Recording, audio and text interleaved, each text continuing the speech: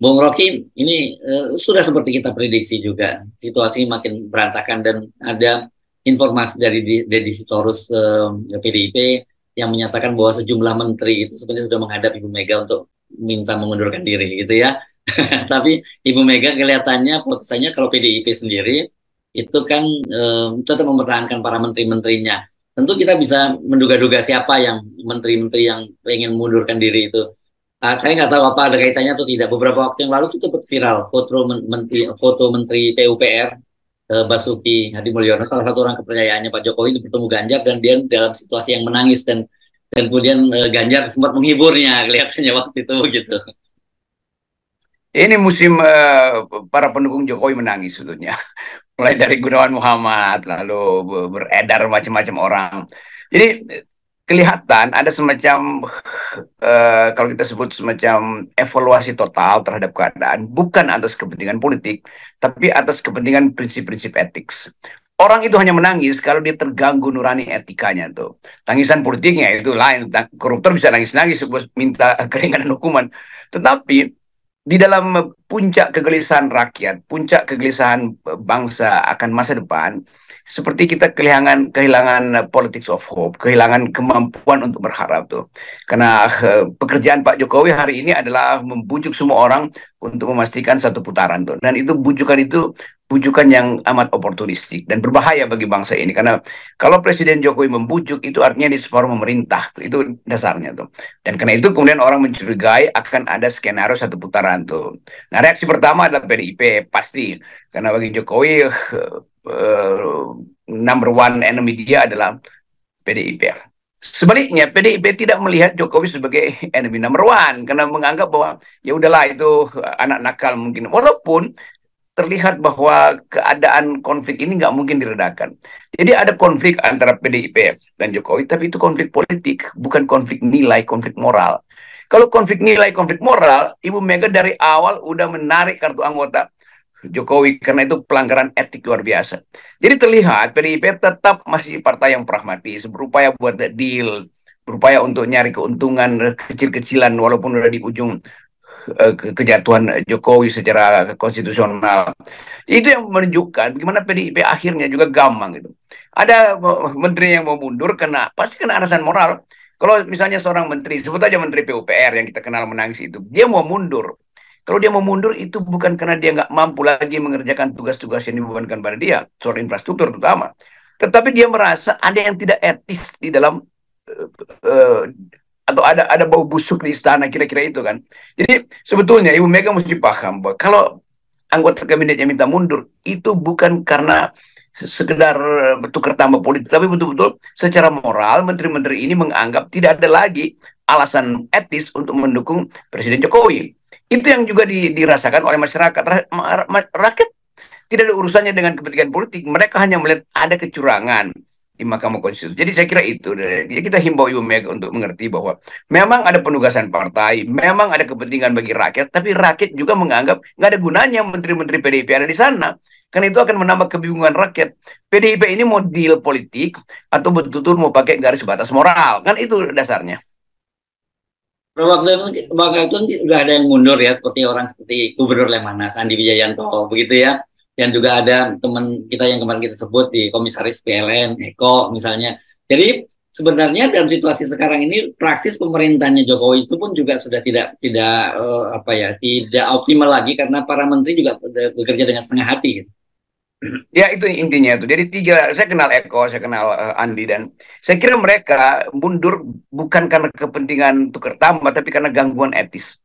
Eko itu aktivis dari awal di Jogja, lalu membantu Jokowi di Solo, lalu dapat pangkat sebagai apa namanya wakil KSP, lalu diminta untuk ngurus Gibran, lalu dapat komisar segala macam.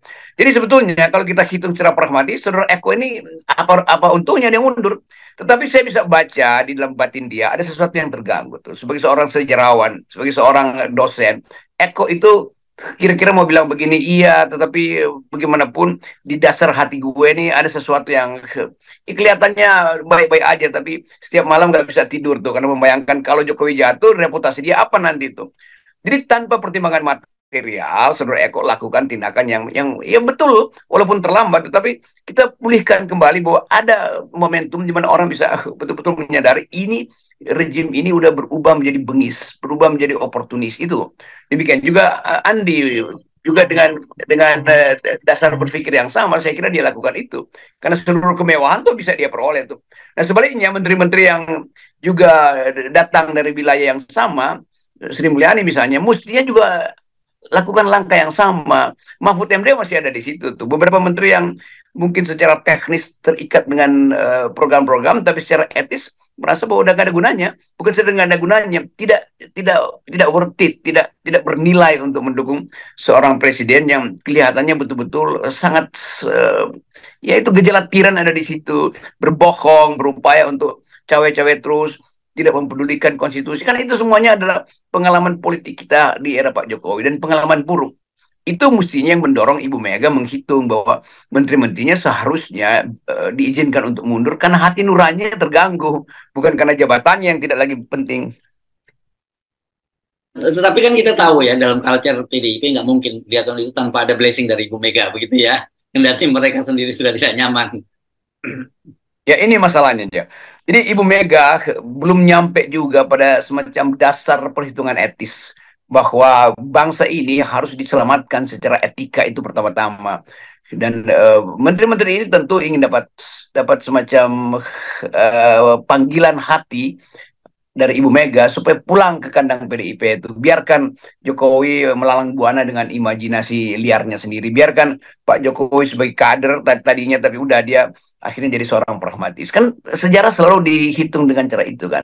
Jadi apapun yang kita mau ucapkan, kita penting untuk kita ingatkan bahwa bangsa ini diuji secara etis, bukan secara politis lagi itu. Dan ujian etis itu adalah ujian tertinggi dalam peradaban. Nah, semoga Ibu Mega mendengar dan mampu untuk merefleksikan ulang bahwa banyak kader PDIP yang sadar diri itu dan ingin mengembalikan marwah partai itu pada prinsip dari awal, yaitu tegak lurus dengan konstitusi, tegak lurus dengan janji-janji kemerdekaan, tegak lurus dengan watak Presiden Soekarno di awal. Jadi sebetulnya ada fasilitas untuk memberitahu kepada rakyat ini loh PDIP yang sejati itu, bukan PDIP yang bisa dicawe-cawe oleh kadernya sendiri.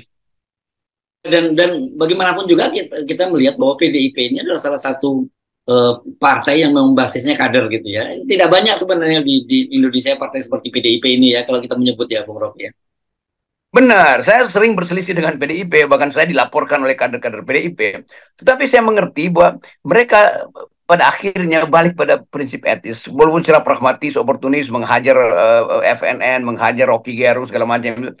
Tetapi saya ingin partai ini tumbuh sebagai partai kader yang isinya adalah keteguhan pada prinsip-prinsip demokrasi, pada prinsip perjuangan, pada prinsip berdarah-darahnya PDIP di zaman Orde Baru. Kalau itu diingatkan ulang, publik akan balik pada PDIP. Kalau sekarang publik mau bagaimanapun Ganjar berupaya untuk memperlihatkan bahwa dia adalah kader Soekarno, tetapi kalau sikap dari Ganjar itu tetap seolah-olah masih ya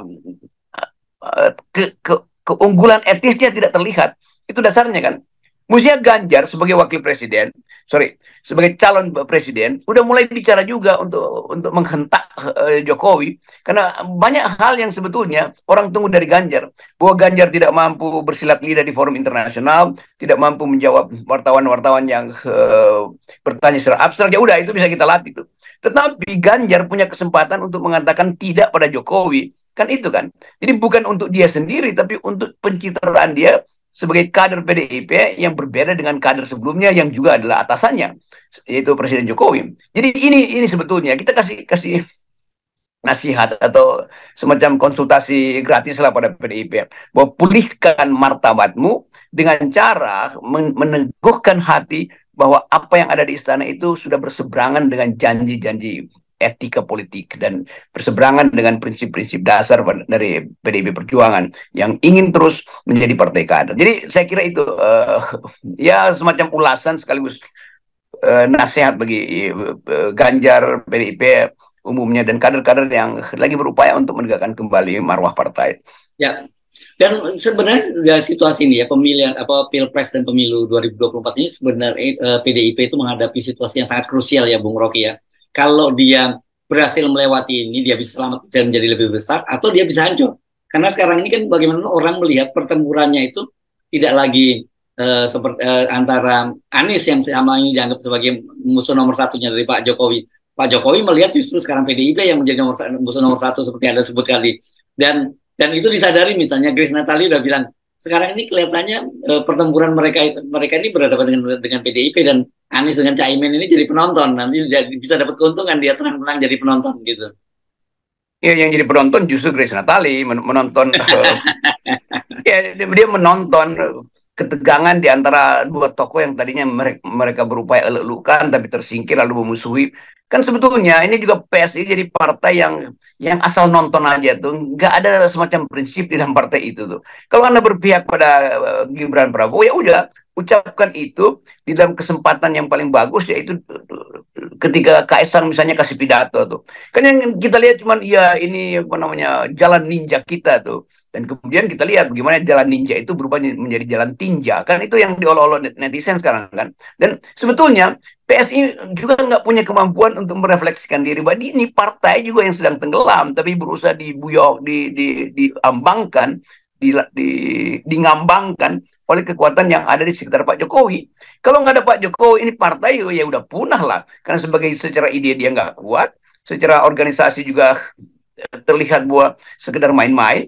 Belum pernah ada satu partai yang desain hanya untuk pindah-pindah atau cari sensasi di headline kan. Jadi sayang sekali juga nih PSI yang mesti jadi partai kader buat anak muda, itu artinya jadi kaleng-kaleng doang tuh. Dan itu yang menunjukkan bahwa kapasitas mereka yang ada di PSI untuk menghidupkan harapan itu hilang, nggak ada. Kenapa? Karena pragmatisme tinggi sekali itu. Dan dari awal tentu kita tahu pragmatisme itu didrive oleh kepentingan sekelompok orang yang bermukim di wilayah oligarki untuk menyuplai, dan bukan menyuplai ide tapi menyuplai amplop yang makin lama makin tipis. Ya, dan saya lihat sebenarnya bagi saya juga sudah selesai Pak sebenarnya PSI sebagai partai, karena anak yang sebenarnya kita tahu cerdas ya kan, orang seperti Raja Juli Antoni, latar belakang pendidikannya juga cukup bagus. Grace Natali bagaimanapun juga dia sebagai wartawan juga dia cukup bagus. Saya kenal baik Grace Natali, dia bukan hanya presenter tapi dia juga seorang wartawan begitu ya. Tapi sekarang peran mereka cuma jadi babysitternya Kaisang. Ini kan menyedihkan sekali.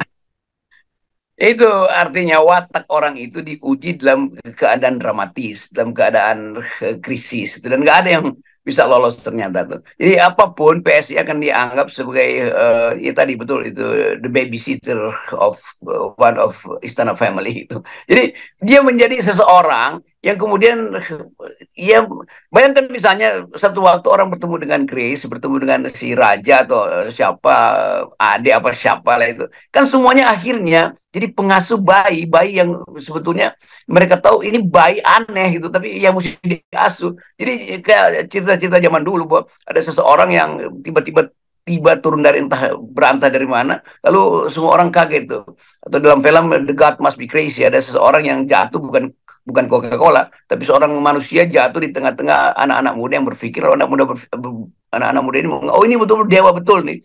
Namanya Kaisang itu kan. Ya Kaisang sendiri sebetulnya nggak ngerti apa yang terjadi, tapi udah dia nikmati aja kan. Karena bukan dia yang memikirkan partai, orang lain memikirkan dia di dalam partai, lalu orang lain mensuplai dia dengan uang, dengan kekuasaan, dengan baliho, lalu tiba-tiba dia jadi pemimpin kan. Kan itu intinya tuh. Jadi ini era digital, tetapi orang masih melihat poster di jalan dipasang secara fisik. Ngapain? Udah era digital, tapi otak masih analog gitu. Ya. Oke, tapi kalau balik ke PDIP tadi, ini kan kelihatan sekali bahwa PDIP sebenarnya seperti Anda sebut tadi gamang gitu ya, mengambil langkah ya, karena tidak berani bersikap drastis gitu.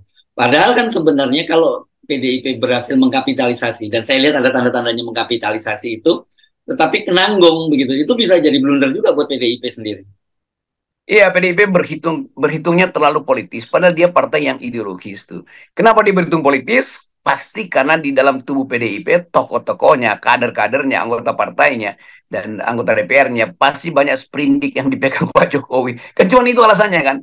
Kalau nggak ada problem itu, PDIP udah tumbuh lagi sebagai partai ideologis. Tapi sekarang dia masih partai yang pragmatis dan kriptopolitis sebetulnya. Berpura-pura politis atau berpura-pura ideologis, padahal sebetulnya kepentingannya politis. Dan ini yang ingin kita tekankan pada Ibu Mega, bahwa partaimu itu adalah partai yang dihadirkan oleh sejarah, bukan partai yang dibangun oleh oligarki, bukan partai yang tiba-tiba diselundupkan untuk sekedar kepentingan pemilu. PDIP itu berakar lama di tahun 27 ketika Soekarno muda berpidato, ketika Soekarno tiba di depan pengadilan Belanda di Bandung, dia pidato tentang Indonesia menggugat, ketika Bung Karno pidato di PB, semua itu adalah jejak sejarah PDIP. Kenapa sekarang dilupakan bahwa etika kebesaran ide dari pendiri negeri ini, Bung Karno itu, akhirnya menjadi kerdil di tangan PDIP.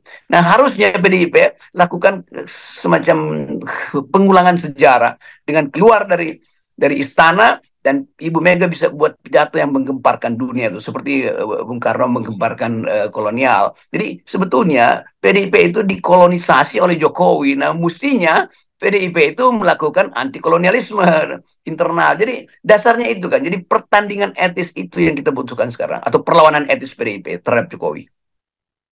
Padahal sebenarnya PDIP mesti mulai alarmnya menyala loh. Ini kan dalam kasus Syahrul Yassin Limpo, KPK itu sudah mulai menggeledah rumah dari pimpinan Komisi 6 kalau tidak salah, saya namanya Pak Sudin ya.